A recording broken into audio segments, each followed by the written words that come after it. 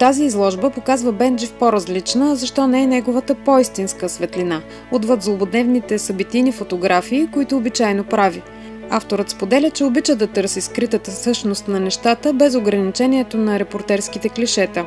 Тази изложба е едно продължение на изложби предишни мои.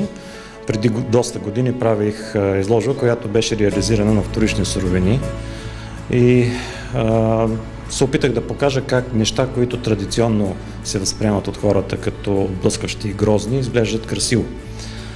И ми хрумна, че мога да снимам човешки органи и да ги покажа по един интересен и любопитен начин и те да стоят естетски. Любомир Бенковски признава, че поетичното заглавие на изложбата не е негово хрумване. Тук трябва да благодаря на жената до мен, Златина, която всъщност ми подхвърли идеята да не са просто човешки органи, а да бъдат обединени под такава, да бъдат човешките сетива, като аз добавих и мозък и сърце. Как чувствата взаимодействат върху разума и обратното, фотографът не се наема да обясни. Смята, че това е територия на учените. Моята работа просто беше да покажа, че вътрешният свят на човека е доста естетичен и красив. И то не може и да бъде другояче, според мен. Аз съм много приятно изненадана да я видя в галерия, защото досега бях виждала нещата само на компютър.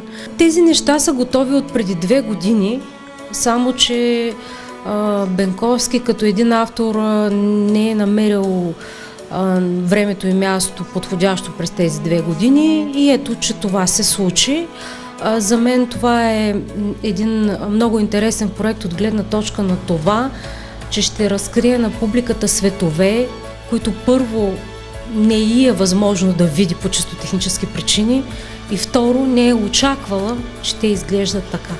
Приятелите на Бенджи ценят качествата му и на фоторепортер, и на артист, заради бързината и дълбочината, с които работи. Аз имах различна идеология за този проект, въпреки че се съгласих с авторовата, макар и трудно.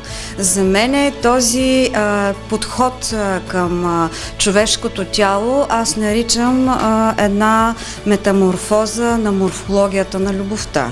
Защото ние възприемаме нещата от живота чрез сетивата, но ги храносмиламе чрез мозъка. И всъщност много ми беше необходим подобен проект, като тази изложба наречена Разум и чувства, който да хармонизира енергиите на лятната фиеста и последвалата септемврийска нега и за стартиране на един много силен, мощен булардски есенен салон. За авторите на проекта знакът на равенство между разума и чувствата е важен, но не и задължителен. А вие какъв знак поставяте? Ни питат закачливо те, без да очакват отговор на глас.